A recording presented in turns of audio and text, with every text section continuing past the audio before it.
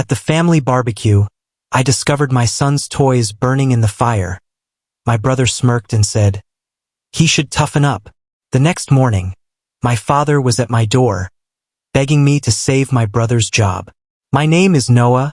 I'm 34M, a divorced father, a full-time engineer, and a man who spent most of his life being the family's convenient doormat. But 3 weeks ago, that changed, permanently. The sun was bright, the grill was smoking, and everyone pretended to be happy. My 7-year-old son, Eli, was beaming with excitement, his little hands clutching the toys he loved most, a hand-painted wooden dragon, a plush bunny he'd carried everywhere since he was 2, and a Lego spaceship we'd built together that very morning. He was so proud, showing everyone his creations.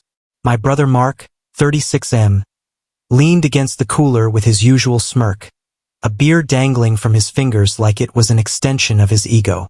2 hours into the barbecue, I heard a sound that stopped me cold. Eli's crying. Not the whiny kind, not the I fell down kind. It was a gut-wrenching, soul-cracking sob. I ran toward the fire pit and froze. All 3 toys, the dragon, the bunny, the spaceship, were burning. The plastic melted, the paint bubbling, the fur blackened. Standing beside the flames was Mark, smirking, beer still in hand. "He needs to toughen up," he said casually, as if destroying a child's treasured toys was some kind of life lesson. My sister-in-law laughed, like it was a scene from a sitcom. I didn't say a word. I just lifted my trembling son into my arms, told my parents we were leaving, and drove away without looking back. The next morning, at exactly 9, there was a loud knock on my door. It was my father. I thought he'd come to apologize.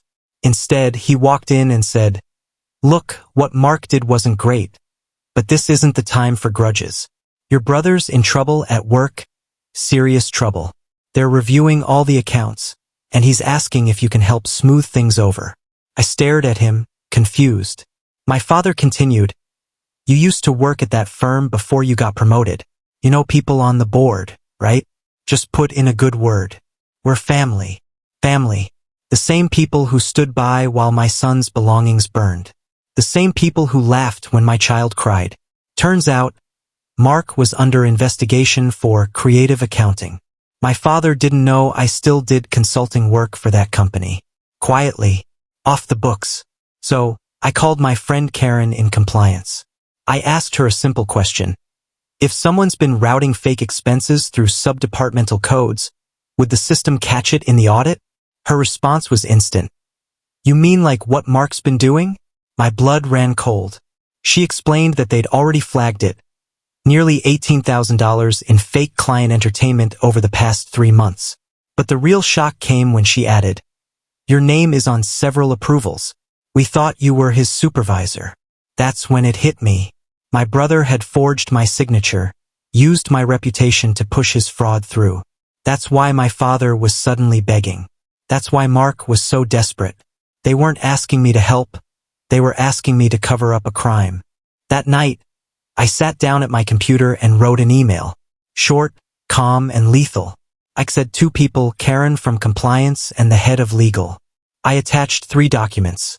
A formal statement withdrawing from all association with Mark's department, a scan of my actual signature beside the forged one, and a note that read, "If my name appears on any more fraudulent documents, I will pursue legal action."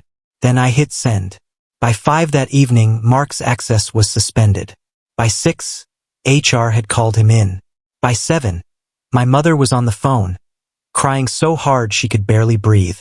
"You've ruined your brother's life, Noah. He was just trying to impress his boss. Eli will forget those toys, but Mark might lose his job." That sentence, "Eli will forget those toys," burned hotter than the fire pit. Because he wouldn't forget. Neither would I. I looked at my son sitting on the floor, gently taping his melted bunny's ear with Band-Aids, and I knew what I had to do. Teach him that kindness doesn't mean allowing others to hurt you, even if they're family. The next morning, my phone was exploding with missed calls, 37 total. My mother, my father, unknown numbers, which turned out to be Mark using burner phones since his work phone was confiscated. I answered none of them. Instead, I made waffles for Eli. We sat in pajamas watching The Iron Giant. For the first time in years, I felt peace. Later that day, a FedEx envelope arrived. Inside was a birthday card for Eli, a cartoon robot on the front that said, "To a brave boy." Inside, scribbled in my brother's messy handwriting, "Sorry for the fire, buddy. Hope this makes it better. Love, Uncle Mark." Folded inside was a check for $100. I laughed, not out of humor, out of pure disbelief. They burned my son's treasured toys, used my name to commit fraud, and nearly destroyed my career. And now Mark thought a check could buy forgiveness. I didn't cash it. I didn't even tell Eli. I just slid the card into a drawer and went about my day. A few days later, my mother texted, "Dinner at ours Friday night.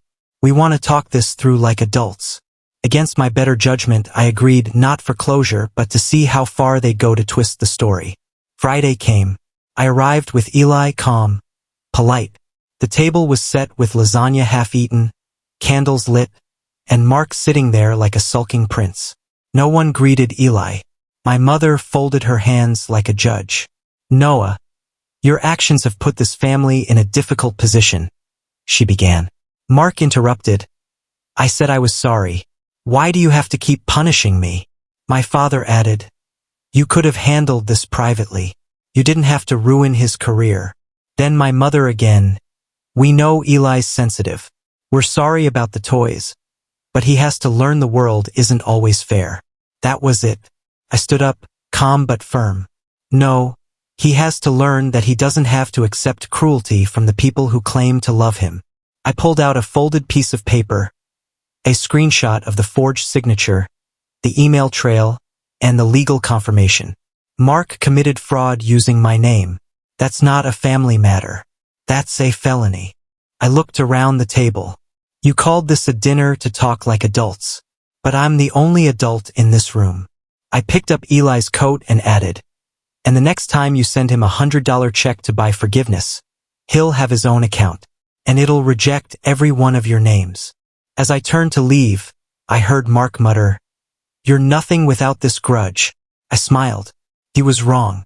I wasn't holding a grudge. I was finally holding a boundary. 3 days later, my mother messaged me privately. "Can we talk one-on-one? It's about Eli." I agreed cautiously. She made tea like old times, her voice softer than I'd heard in years. "We want to help with Eli's school," she said. "Private school is expensive. We can set up a payment plan." She slid a folder toward me, a printed tuition invoice. What she didn't know was that I'd already paid it in full weeks ago from Eli's education trust, the one my grandfather secretly left in my name to protect against this very kind of manipulation. When I told her the tuition was covered for the next 15 years, she blinked in shock. "How?" I smiled. "Grandpa planned for this. He knew the kind of help you offer."